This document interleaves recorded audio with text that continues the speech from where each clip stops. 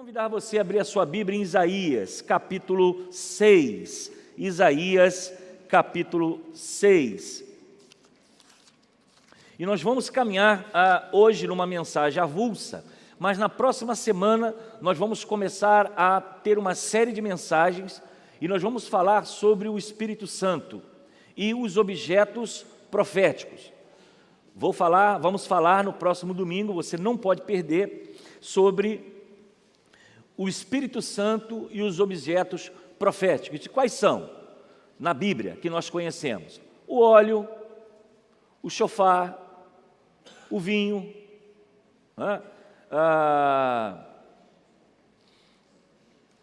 agora me fugiu a memória do outro, a pomba, e nós vamos entender quais foram os propósitos desses objetos que estão registrados na Bíblia Sagrada e qual a mensagem de Deus para nós nesse tempo. Será uma série de mensagens, você não pode perder, você não pode ficar de fora desse conhecimento da Palavra de Deus. Eu quero conversar com você hoje sobre frutos da intimidade. Frutos da intimidade baseado em Isaías capítulo 6, versículo 1, os que encontraram, digo amém. Diz assim: no ano em que o rei Uzias morreu, eu vi o Senhor assentado num trono alto e exaltado, e a aba das suas vestes enchia o templo. Vou repetir: no ano em que o rei Uzias morreu, eu vi o Senhor assentado num trono alto e exaltado, e a aba de suas vestes enchia o templo. Que o Senhor assim nos abençoe com a palavra dessa manhã. A visão de Isaías, ele ocorre no ano em que morreu o rei Uzias. E interessante é que ele não data essa morte, ele não data a visão que ele teve, ele usa a morte do rei Uzias como uma marca, como um objeto de observação, exatamente por causa da sua visão. E isso vai nos mostrar, irmãos, algo aqui muito interessante. Primeiro, que o rei Uzias foi um rei excelente, foi um rei maravilhoso para o povo de Israel. E a sua morte foi tão significativa que Isaías, quando escreve, ele relata que ele teve uma visão exatamente no ano que o rei Uzias morre. E o que nós imaginamos é que a morte do rei reproduziu no profeta Isaías um sentimento de vazio, um sentimento que o levou ao templo para o consolo. É exatamente aquilo quando nós vivemos uma luta, uma tribulação, ou passamos por um luto, a gente procura um abrigo, ou uma pessoa que amamos, ou o colo de alguém, de uma mãe, de um pai, ou um conforto de uma palavra. O Isaías sabe da morte do rei Uzias e ele vai exatamente ao templo. Ele vai buscar a intimidade do Senhor, porque ele estava vivendo dias carregados, dias difíceis e dias de angústia, e ele vai ao templo por causa do ano da morte do rei Uzias. Os dias que vivemos são dias difíceis, nós exatamente passamos momentos de tribulação, de dificuldade, todos nós aqui temos experiências ruins, de repente o desemprego, uma doença, ou de repente uma enfermidade ou a perda de alguém que nós amamos, e nós vamos então procurar algo, alguma coisa que conforte o nosso coração. Alguns vão, muitas vezes, buscar o conforto em Deus, no dia da tribulação. Outros podem, no dia da tribulação, se afastar de Deus. A questão é o que você vai fazer com a sua tribulação. Alguns vão chorar, alguns vão lamentar e ir aos pés do Senhor, pedindo socorro. Outros, no dia da tribulação, podem usar essa situação para ir para longe, para fugir. E aí depende de como você escolhe a sua decisão, escolhe o caminho que você quer viver. Mas quando nós buscamos a presença de Deus, nós vamos buscar isso em intimidade. E a intimidade, exatamente esse é o processo. Você só vai buscar conselho com alguém que você tem intimidade. Você só vai buscar o conforto com alguém que você exatamente confia, que você deposita sobre ele a certeza de que se você abrir o seu coração, ele vai guardar aquilo e vai tentar te ajudar. Isso é intimidade, porque você conhece as pessoas. Isaías vai ao templo, no ano que Uzias morre, o grande rei, o rei adorado. Por quê? Porque ele estava exatamente exausto e confiante. Mas nessa vida de superficialidade que talvez algumas pessoas vivem, nós podemos identificar se aquela pessoa tem uma intimidade com Deus ou não. Você consegue perceber se essa pessoa que você convive, que você anda, ela exatamente tem experiência, ela tem... São as conversas. Uma pessoa que tem intimidade com Deus não tem conversas maliciosas, não tem conversas de denigrir a imagem do outro, não tem conversas de levar a assuntos que não sabe.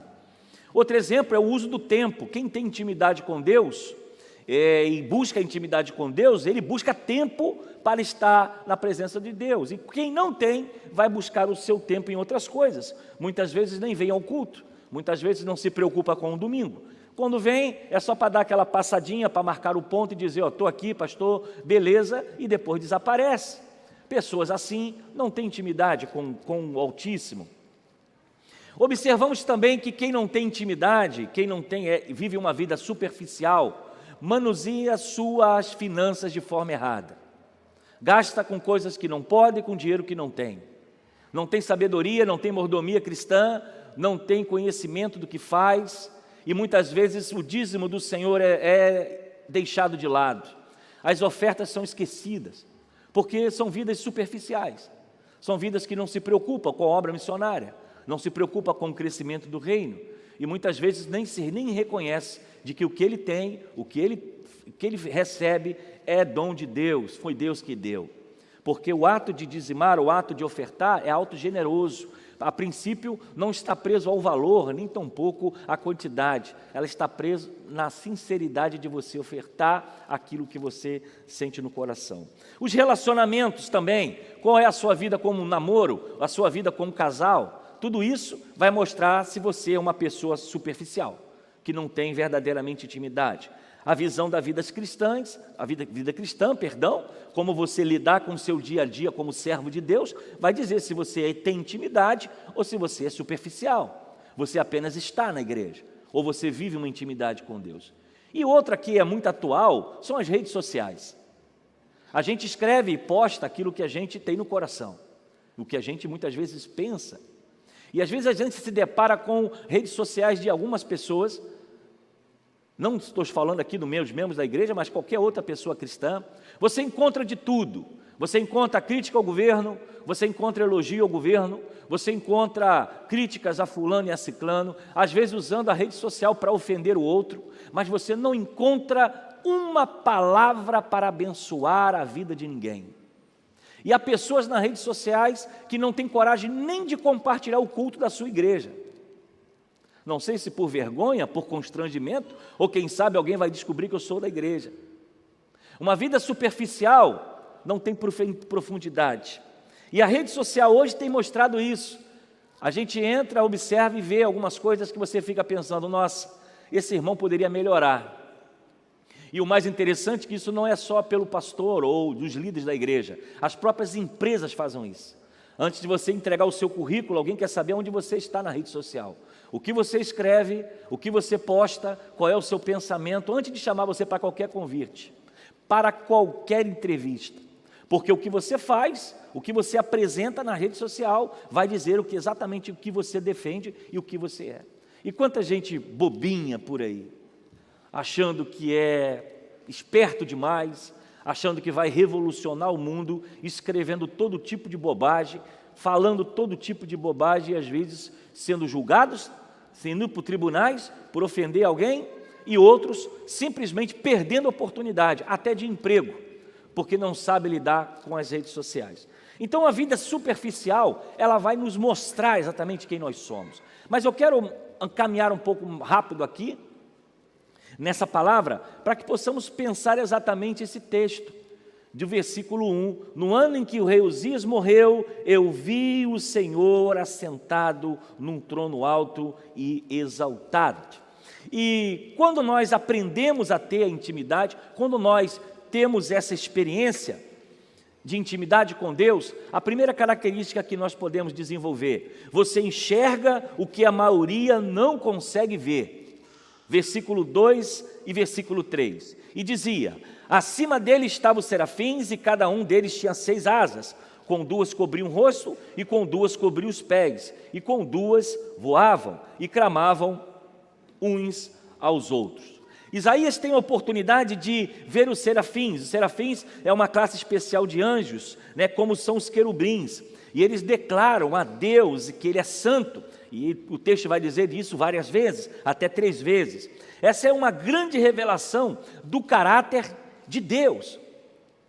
Uzias vai ao templo buscar intimidade, e ele tem a capacidade de ver aquilo que muitos não conseguem ver, de ver a glória de Deus, de ver a intimidade com Deus, de ver o caráter de Deus, exatamente ministrado dentro do templo.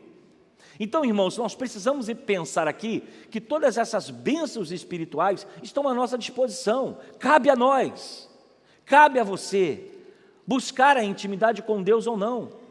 Eu não sei para onde você vai quando as coisas estão difíceis. Isaías vai ao templo, outros vão aos bares, outros vão às boates, outros caminham para a prostituição, para a bebida, para a droga, para o cigarro, alguma forma de fuga, de um sofrimento de angústia. Isaías vai ao templo, e ele consegue ver aquilo que ninguém consegue ver. A glória de Deus é manifesta em toda a natureza. E eu quero aconselhar a você que no dia mau, no dia da angústia, entre na presença de Deus, porque você vai conseguir enxergar coisas que você ou talvez ninguém consiga enxergar. Porque é na intimidade que nós abrimos o nosso coração para Deus e recebemos dele a direcionamento para a nossa vida. Quem sabe esse problema que você está vivendo, você vai conseguir ver ele de uma outra forma. De uma forma que você talvez esteja achando que é o fim, que não tem mais jeito, e Deus vai esclarecer a você, e você vai conseguir enxergar de outra forma. Além de termos essa experiência de enxergar quando entramos na intimidade de Deus coisas que ninguém vê, você também pode adquirir experiências pessoais com Deus. Versículo 4, olha o que diz: ao som da sua voz, os batentes das portas tremeram, e o templo ficou cheio de fumaça. Nós observamos também um outro que teve a oportunidade de ter uma visão diante da intimidade de Deus, foi João. João, ele consegue escrever e relatar exatamente aquilo que Deus havia passado. Deus, ele revelou nas Escrituras uma série, irmãos, de palavras, de orientações para a nossa vida, em que nós podemos ter experiências com Deus quando nós entramos na presença do Senhor. Quando nós estamos exatamente na presença de Deus, nós desfrutamos muitas vezes de milagres, mas para isso é um preço. O ponto 2, você adquire experiências pessoais com Deus. Se você não orar, se você não buscar a presença de Deus, você não verá a glória de Deus. Você talvez estará aqui no culto escutando o pastor falar todo domingo. Você vai para o culto de oração, vai ver as irmãs cantando bênção, e você não tem bênção para contar. Você vai ver Deus usando pessoas na conversão de almas, na conversão de gente sendo curada, na palavra transformadora, porque se você não tem intimidade, você não tem experiência. A experiência não se adquire no seminário, nem em cursos de capacitação. A experiência se adquire na presença de Deus. Você pode aprender técnicas, você pode aprender oratória, você pode aprender a interpretar bem um texto, fazer uma boa mensagem, mas na hora da manifestação do poder de Deus, ela só acontece com experiência, com intimidade. E essa intimidade, ela precisa ser provocada, ela precisa ser desejada. Eu fico às vezes pensando, pessoas que convertem o evangelho, vêm para a fé cristã, animados, querendo fazer tudo, e vamos operar, Deus vai operar. Sim, Deus vai operar. Mas existe um processo de crescimento, de amadurecimento cristão. Existe um processo de você conhecer a Deus, de você ter intimidade com Deus, e isso não acontece no estalar de dedo. Isso acontece na vida. E o meu conselho nessa manhã para a igreja, uma mensagem pastoral, é para provocar você a entender o que é intimidade. Intimidade com Deus não é frequentar culto. Intimidade com Deus não é ter cargo de diácono, de pastor, de ministro de louvor, de líder de embaixada, de mensageira, de trabalhar no som. Isso é técnica. Qualquer uma pessoa pode fazer, é só aprender. Intimidade move o mundo espiritual. Você vê coisas que ninguém vê. E é por isso que às vezes algumas pessoas ficam admiradas. Nossa, como conseguiu ter essa visão? Eu não consigo ver isso. Isso é Deus. Como acreditar nesse projeto se a gente olha, não tem forma de fazer, não tem como existir? Como pode ter uma visão dessa? Isso é Deus. Porque quando nós temos experiência, quando nós temos, aliás, intimidade, nós temos então temos experiências de coisas maravilhosas. Isaías está dizendo no 4, ao som da sua voz, os batentes das portas tremeram. Que experiência maravilhosa, ele ouvir Deus e ver os batentes tremer. Isso é uma experiência com Deus, que pode ser um milagre na sua vida, que pode ser o poder de Deus manifesto na sua vida, que pode ser você permitir Deus te usar. Mas não com técnicas, não com cartilhas, não com cursos que nós fazemos. Tudo isso é bom, maravilhoso, mas se não tiver experiência, se não tiver unção, se não tiver a presença de Deus, nada funciona. Nada anda.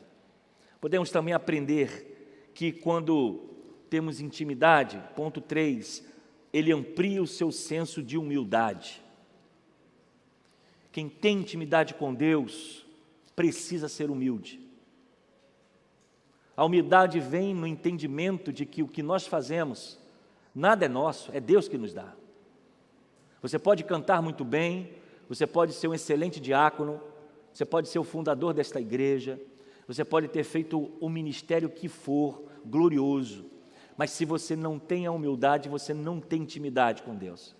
Versículo 5 diz: então eu gritei, ai de mim, estou perdido, pois sou um homem de lábios impuros e vivo no meio de um povo de lábios impuros. Mas meus olhos viram o Rei, o Senhor dos Exércitos. Isaías, ele tendo intimidade com Deus, lamentando a morte do rei Uzias, indo na intimidade, ele tem agora um momento especial. Ele vê que Deus se manifesta diante dele e ele grita, ai de mim,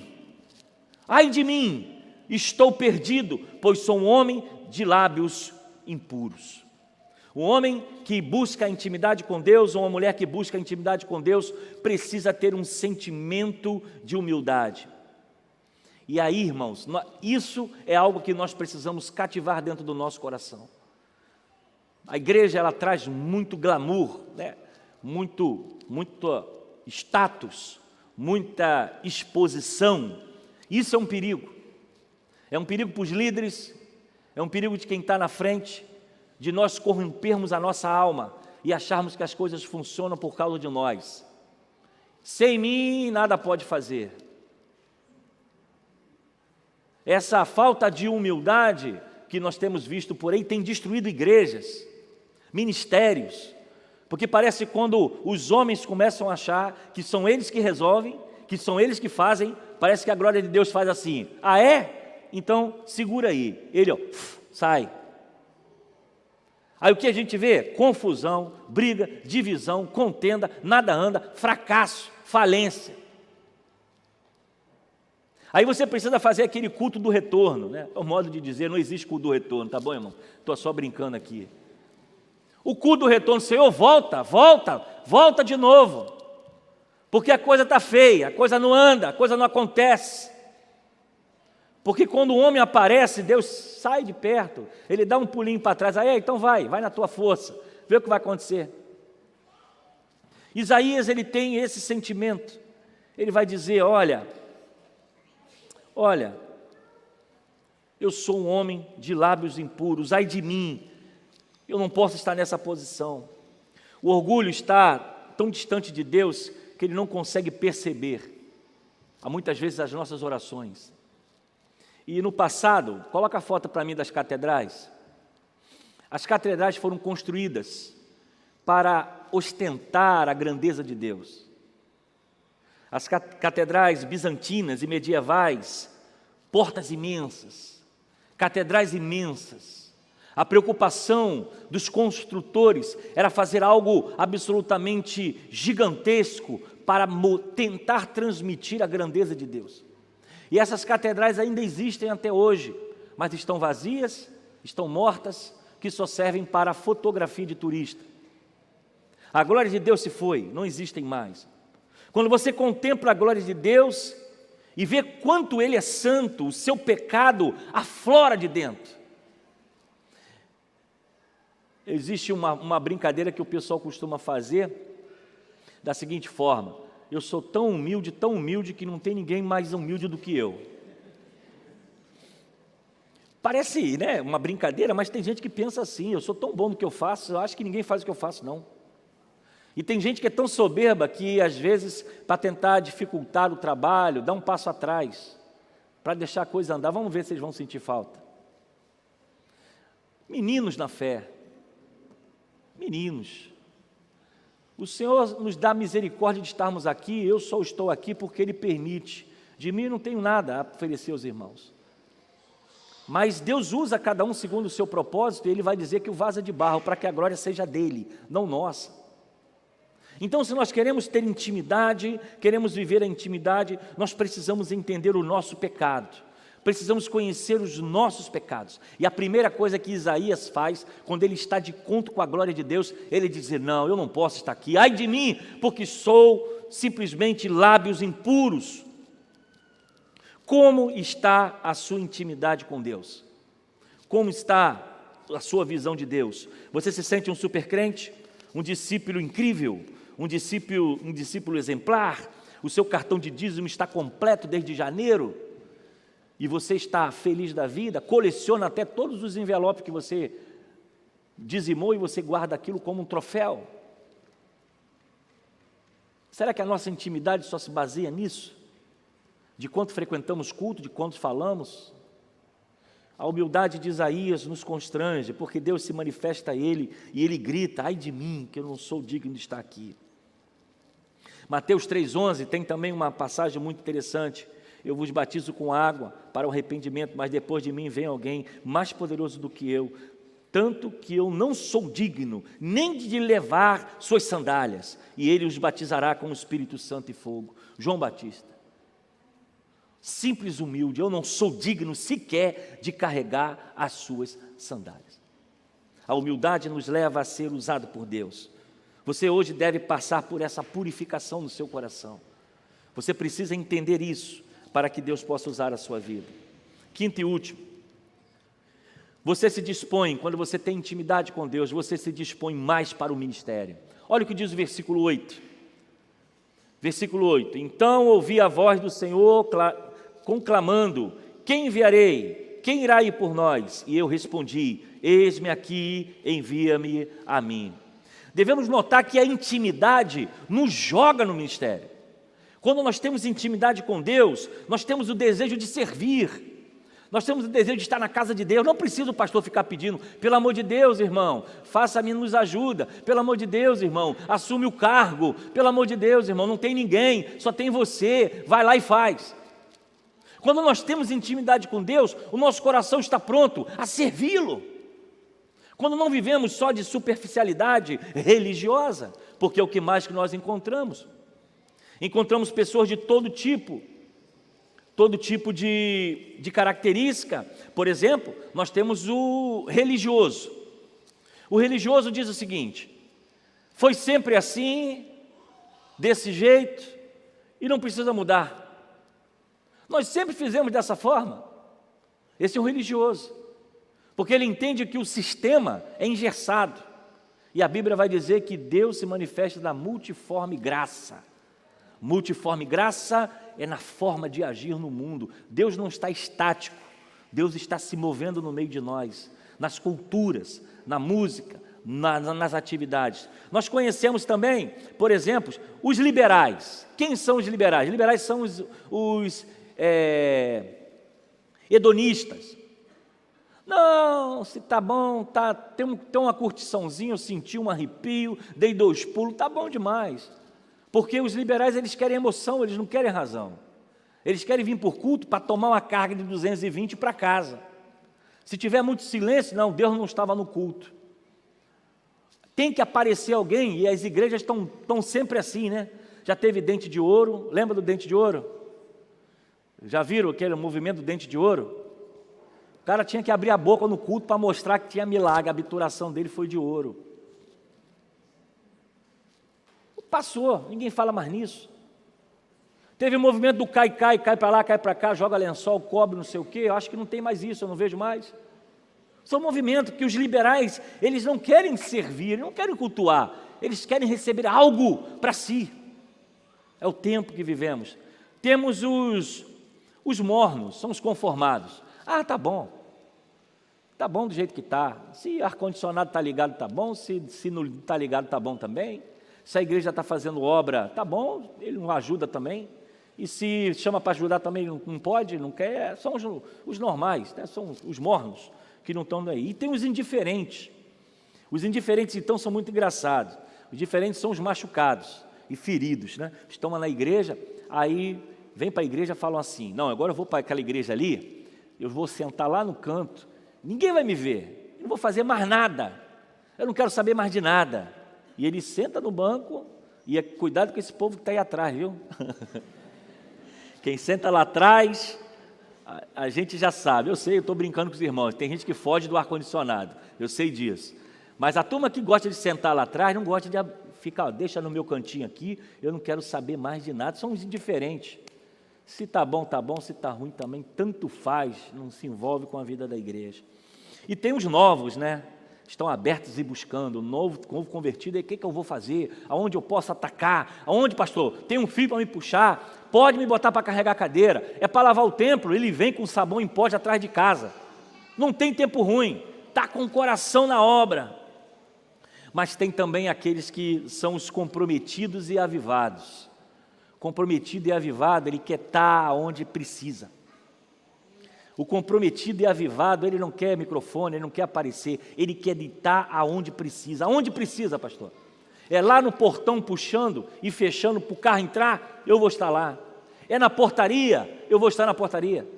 É para estar por trás dos bastidores, mexendo na câmera, para poder a transmissão ficar legal para quem está em casa? É esse.